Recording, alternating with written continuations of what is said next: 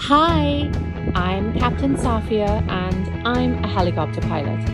Come join me as I travel the world because I believe life is better with a little adventure.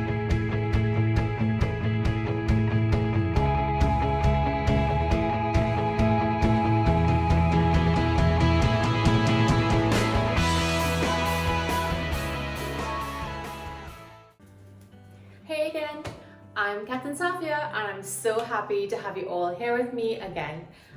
I've been asked many times about what I wore on my 122-kilometer trek to Everest Base Camp, and today I'll explain everything, starting from my head and ending on my toes, including things that did not work for me as well and tips and tricks that I've learned from my mistakes.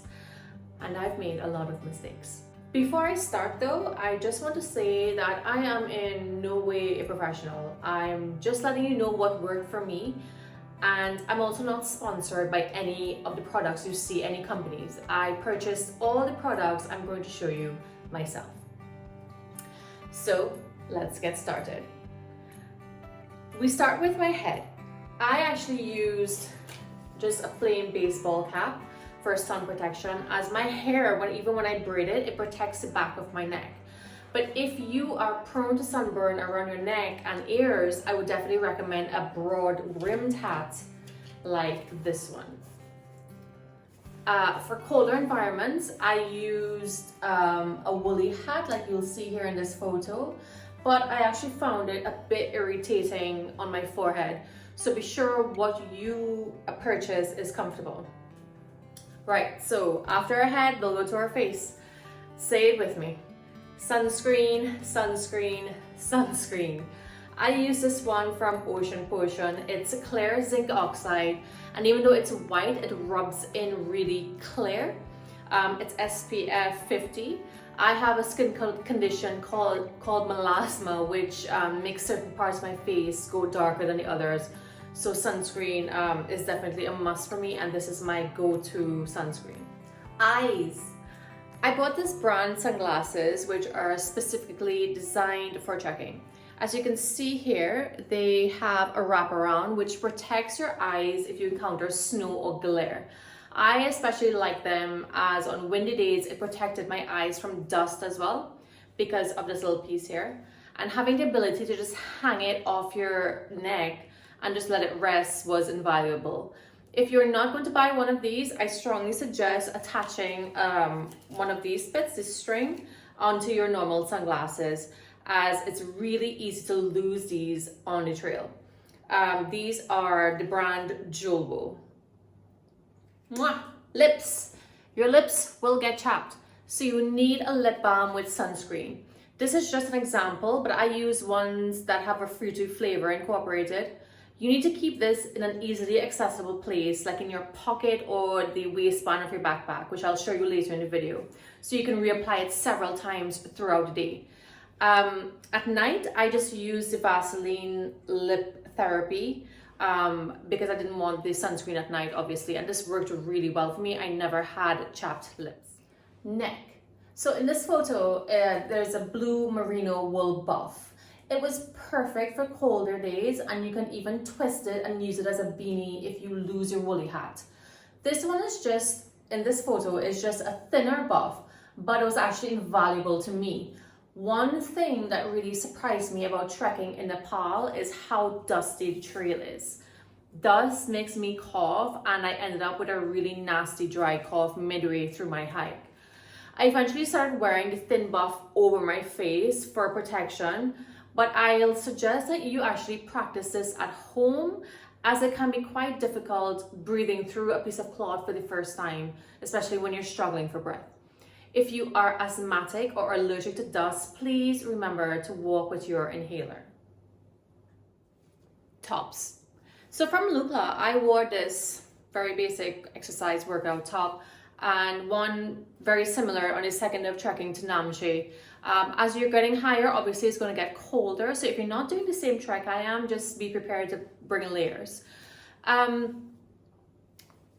Namche, I actually turned left to Tame in the direction of Tibet, and when I did that, I actually started using my underlayers as trekking tops. It will normally be recommended that you have at least 2 sets of merino wool tops and bottoms. I have these, and I also have ones that have a zip at the front, which I really love because it means that I can undo it if I get really hot. I actually had 3 sets of the merino wool tops because I used one and I saved it only for sleeping, just to have that comfort thing and to be sleeping in relatively clean clothing every night. So lucky for me, it only drizzled 1 day on my trek, and I used my waterproof jacket. Also, you can call it a windbreaker, and as you can see, it's a very thin bit of material and also has a hood. What I love most about this is the fact that it folds up really neatly. This brand is Black Diamond. It's really easy to pack. And we had more windy days than we had rainy days, and this was invaluable in keeping me warm and not wearing my heavy jacket. And another thing, let me just undo it again so I can show you. Another thing I really love about it is that it has these zips on the side, so you can actually unzip them to get air inside if you're starting to get warm. So Black Diamond, love this. So you have to have a fleece. And I actually thought a fleece meant this fluffy thing. Had I taken this with me, I would have been overheating because it's really thick. Not to mention, it would have been full of dust on the windy days that I encountered. I would highly recommend a fleece like this one by La Sportiva or something similar. The quality is excellent, and if you look, you can see it's actually quite smooth on the outside, so it's easy to wipe dust or shake dust off. And it's thin enough, even though it's quite warm inside, it's thin enough that you can wear the windbreaker over it or your thick heavy jacket if needed.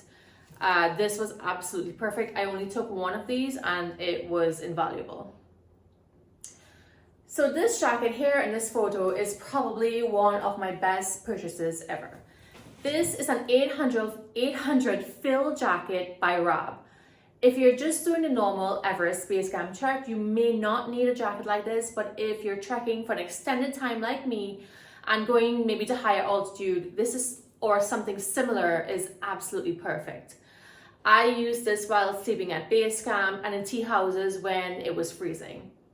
Sometimes when you're having lunch and you sit down to rest, your body cools down, and it's always nice to have a jacket like this to wear. You can also use it at night as a pillow, and it comes with its own stuff sack, so it's easy to carry. Although it's an 800 fill, it's very light. So I'm almost done with the top section of my body, but I do have one last item of clothing to talk about. To bra or not to bra. I tried locating merino wool bras, but they were really hard for me to find, and I eventually just took 2 normal pairs of exercise bras. But around day 4, I just gave up on wearing a bra altogether. You don't need anything else restricting your breathing. It's not like you're running, so there's no bouncy movements. And when you don't wear a bra, you don't have cold, wet material over your chest at the end of the day, and not any was just fabulous for me. You can see in this video how happy I was. That was the first day I was wearing a bra. It's up to you, obviously, but I would definitely recommend not wearing any. Gloves. Hands. I took a few pair of gloves with me and they all served me well. This is an example of my thin liner pair for milder days, and I had a few thicker pairs for chillier ones. If you're going to be doing early morning treks, especially, you're required to, sometimes you're required to start around 4 a.m., then definitely invest in a good thick pair of gloves. I will list them at the end of the video. Trekking poles. I absolutely hated trekking poles until I was taught how to use them properly. After watching this video, please look up how to use trekking poles properly on YouTube. These poles helped me tremendously, both uphill and downhill. My knees hurt only once for a couple of hours after a strenuous 4-hour downhill hike. But that was the only time I felt any pain, all thanks to those bad boys. I would highly recommend a good light pair. Mine are from Black Diamond and I paid around $30 for them in Kathmandu. Pants. So I saw a few girls wearing workout tights, but I actually find these quite impractical. For one, you can only use them on the first, second, or maybe the third day, and that's it. And while you can possibly put a pair of hiking trousers over them for warmth, the material of the tights doesn't normally wick moisture away from your body, and that might leave you feeling quite damp. So these trousers are what I use for all the days of my trekking. One or two of those days I had an underlayer of merino wool, but these served me well. They're from the North Face and I think I've had these since 2014. If you want to look for something similar, these have an elastic band, which I find more comfortable, and two quite large side pockets. I think they're water resistant, not waterproof, and as you can see, relatively thin.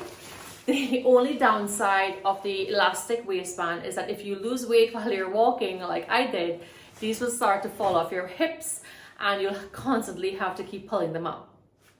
As I said before, 2 sets of merino wool bottoms. And why merino wool? It's only because that material wicks moisture away from your body. In addition to the wool bottoms, I also took a pair of waterproof zip-up trousers just in case it rains. These are so light, you can actually just leave them in your backpack. I would definitely recommend having one pair of pants for lounging in the tea houses. I use ski pants, and these can also double if you're trekking through snow. Underwear. I'm not going to show you my undies, but no cotton underwear. You want something that's made out of quick dry materials or merino wool, which will again wick the moisture away from your body, as well as dry quickly when you wash them. There are no electric dryers, so you have to dry them near the stove or on the line outside. Socks. Once again, merino wool trekking socks. I actually prefer to wear 2 pairs of socks as I can never really find one that fits me perfectly. Sometimes your feet might swell due to altitude, so having a thin liner sock paired with a medium or thick sock might work better for that situation. If you are going to use 2 pairs of socks, practice with them in your trekking boots before and see what combinations you like best. You will always have a favorite pair of socks. Then take a photo of each combination and store it in your phone, because when you're tired, you will forget. Boots. These are mine. I have these Scarpa Trek GTX for women, and my husband wore Salewas with Gore-Tex. I love my boots, but they're just a little bit on the heavy side, but they provide the best ankle support. I could have twisted or broken my ankle quite a few times. My husband loved his as well. They are quite light and they offer great ankle support as well. I also took 10 shoes around base camp and the tea houses. They look like this. A pair of Crocs or something similar would also work to give your feet a break from the hiking shoes. Gaiters. I did not carry gaiters with me, but they are so light that if you want to, you should definitely just get them. So let's talk about my backpack. I absolutely love this backpack. It's an Osprey Kite 46 for women, and my husband actually has the male version.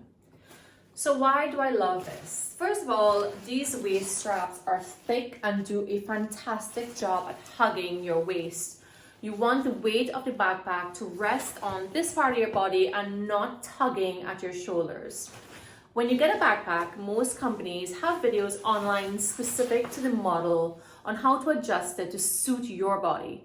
This will help you watch the videos or have someone in the store show you how to adjust it. I just have to say that not one day did I have back or shoulder pain. And I also love the pockets on the waist strap, because here is where I kept my lip balm and my AirPods, hard sweets, my inhaler, just things that you can easily access, so you're not constantly stopping to get something in the backpack. It also has a Camelbak attachment. This one, it sits in here. This one is a 3 liter one, and that's normally the amount of water recommended for drinking per day. So if you don't drink a lot of water now, I suggest you start, as it's one of the most important things you should do, especially when trekking at altitude. Drink your water. The one and only thing I don't love about this backpack is the Camelbak connection. It's a tad bit finicky, and it's just quite annoying when you have to detach the Camelbak to fill it and then reattach it. If you do get the same model, practice this before you go trekking. If your Camelbak has a long hose like mine, you want to tuck it in behind, as if you leave it hanging, it just kind of smacks your arm when you're trekking, and that gets old really fast. Now, you don't need a Camelbak. A lot of people just use water bottles, but I would highly recommend getting one, as it's a quick way to drink water and you're not stopping to reach around your backpack. And in addition to the Camelbak, I also took my Hydroflask. I love this. This is a 33-ounce bottle, and why I love these bottles, they are super efficient at keeping liquids cold or hot for hours and hours. So you can fill up your Hydroflask maybe with like ginger tea or something, just to add a bit more variety to your drinking fluids. Remember, a lot of treks in the Nepal Himalayas have tea houses scattered along the route, so you don't actually have to take 3 liters of water with you from the time you start walking in the morning. You can take maybe 2 liters or even 1 liter and just buy more along the way to your destination. But be sure to ask your guide to tell you when you're going to be passing the last tea house. So what did I take in my backpack every day? I carried my Rab 800 fill jacket, my windbreaker, and my waterproof pants. Oh yeah, my backpack also has a waterproof cover, which is located in here. If yours doesn't come with one, definitely purchase one and have it available. I actually put my water bottle in the middle pocket here, because whenever I put it on the side, I actually feel like the backpack is unbalanced. And in the side pockets here, I kept my trail mix, hard sweets, whatever food I was eating that day. So talking about trail mix, I actually made my trail mix at home and took it to Nepal. I used pumpkin seeds, cranberries, walnuts, some peanuts, figs, and raisins. I also took jerky, which I really dislike eating, but I ate it anyway. And it's up to you. It's also recommended to bring hard candy, kind of like Jolly Rancher type candies. You can purchase Mars bars and Snickers along the route, but be aware that the higher you go, the more these things cost. Camera. So while I do have a DSLR, I just find them too bulky and heavy to take in on treks. I use my Samsung S21 Ultra phone, which I love for photos. I captured these images on it, and I also took an iPhone 13 Max Pro, I think it is, which I really dislike for photos, but I like the cinematic function on it, and it's great for videos. I kept both of these in the front pockets of my hiking trousers. So if you're planning to use your phone for photography, perhaps purchase trousers that have easily accessible pockets. So what was in the porter's backpack? Remember, you'll probably need to pack trail mix for the duration of your trek, as I did not see anything like that for sale in the tea houses. When you're eating though, just remember to please share with your guide, and especially your porter, the person taking all your stuff from place to place. This is my porter, Dawa. I absolutely adore him. He's a lovely, lovely young person. Sleeping bag. I have a sleeping bag rated to minus 15 degrees Celsius. This was great for sleeping at base camp. Be sure to purchase also stuff sacks to store clean and dirty clothes. It will help you save space in the porter's bag, and you can also stuff your sleeping bag into that. Toiletries. So I took 4 of these bottles. I bought them at a drugstore and filled them up with shampoo, conditioner, face wash, and body lotion. Don't do this. Please don't do this. They didn't come with any labels, so I used duct tape and wrote on them with a pen. But after the first interaction with my damp hand, all the writing came off. And you know what? All the fluids in all these bottles were white. So I had no idea what anything was eventually. I stopped using them, all of them, and ended up washing my face with Dettol soap, not moisturizing my body, and dumping whatever smelled like shampoo and conditioner into my hair. A better solution is to buy travel size containers or a combination shampoo and conditioner. There's really no need to take shampoo and conditioner separately, as you won't be able to shower every place you stay. I also saw in Nepal that they also sell little packets of shampoo that are easily carried. I would not even bother with body moisturizer, and as for the face, even though I ended up just using soap, it really didn't matter. I did carry a small half-empty bottle of moisturizer that I use diligently every night, even if there was no hot water to wash my face. I use wet wipes, which you should definitely carry for use on your face and other bits. So I also took deodorant, a very small comb, and these Sambucol vitamins, which dissolve in water. In addition to the potential benefits of the vitamins, it changes the taste of the boring water. Do not put these in your Camelbak, as the taste will be really hard to get rid of. Always put these in your water bottle. So an eye cover. I'm used to sleeping in a completely dark room, and this was a lifesaver for me. I also use earplugs, and you might want to consider these, as it can get pretty loud in some places. Remember to take enough for the duration of your trek. Headlamp. This is what I have. Remember to take spare batteries. If you want to take a knife, you may or may not need this. I took it anyway. My knife was a bit heavy though, and I never used it.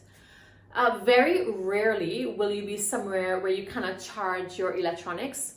If this happens, turn your phone off and place it in your sleeping bag or close to your body to keep warm at night.